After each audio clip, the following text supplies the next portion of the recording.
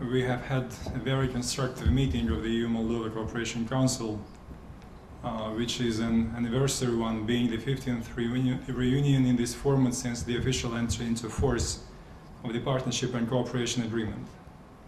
The symbolism of this year's meeting is enhanced even more by the formal completion of the negotiations on the association agreement, including the CFTA.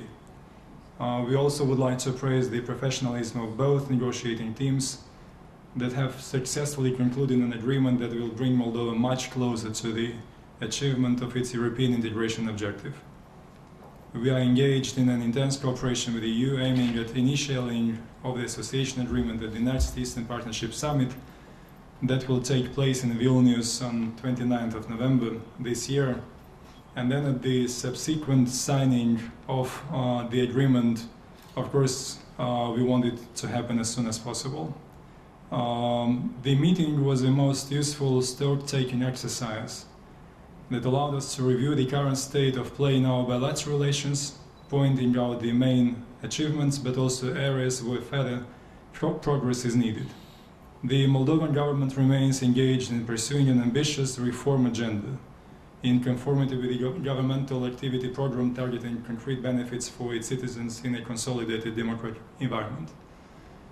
This government has a period of 1.5 years ahead of it until the next parliamentary elections. We have set up 3 main priorities.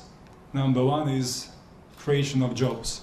Creation of jobs, which means, in first place, to improve the business climate in Moldova, which means to diminish the barriers and to improve the business climate for existing investors, but also to make sure that we can attract to Moldova potential new investors, which will allow us to create the jobs, to generate more export-oriented products.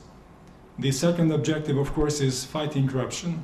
And when I say fighting corruption, it is a reference to a broad program and very ambitious of reforms. Reforms of the judicial, reforms of the Prosecutor General's office, continuous reforms of the Ministry of Interior, to make sure that the examples of so-called selective justice which we experienced during the political crisis in Moldova will not be repeated anymore. So we are very committed to pursue within this relatively short period of time which is ahead of us, this ambitious but realistic agenda of building state institutions which are beyond the political influence and political infringement, and which will be able to generate the checks and balances which are very much interested.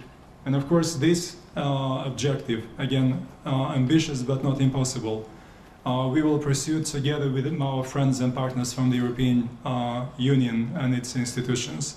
It's not just about the money, it's about the transfer of expertise of both the EU but also Council of Europe and Venice Commission, but it's also about the political support for motivating us to carry out these difficult but extremely necessary reports. We discussed today also the mobility, but also the visa action plan, and we have learned that the Commission has finalized the assessment report on Moldova's implementation of the benchmarks. I understand that it's generally a positive report, which is a result of our reform in the justice and home affairs area, which is a result of fulfilling not just the legal approximation, but also already working very hard on implementing those conditionalities. So we will focus continuously on implementing the recommendations which are reflected in this report, so that we would enable the Commission during the Vilnius summit to make a statement, hopefully, that Moldova meets its benchmarks, and will recommend to the member states to examine the possibility of lifting the visa requirements for the citizens of Moldova. Last but not least, I would like to express our appreciation for the excellent cooperation that we have established with our European partners, both at the level of European Commission, the European Council, but also member states of the EU.